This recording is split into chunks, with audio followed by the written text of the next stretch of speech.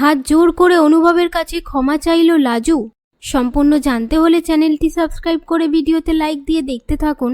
কোণে দেখা আলো সিরিয়ালের নতুন আগামী পর্বে আমরা দেখতে পাই, কলেজে লাজু যখন ম্যাডামের কাছে জানতে পারে যে বনলতা প্রেগনেন্ট নয়, তখন তার মনের ভুলটা ভেঙে যায় আর বলে খিটকেল তাহলে ঠিক কথাই বলছিল, ও আমাকে বারবার বলার চেষ্টা করেছে বনলতা দিদি প্রেগনেন্ট নয়, আমি কোনো কথা শুনিনি, এড়িয়ে গেছি ওকে, আমি ভুল বুঝেছি, ওর কাছে ক্ষমা চাওয়া দরকার।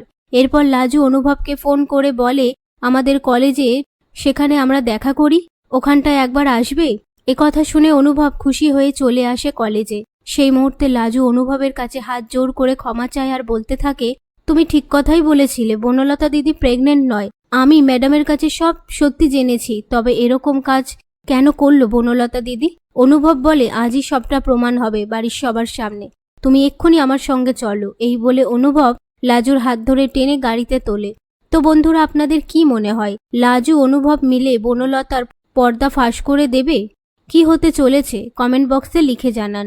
ভিডিওটি ভালো লাগলে শেয়ার করবেন।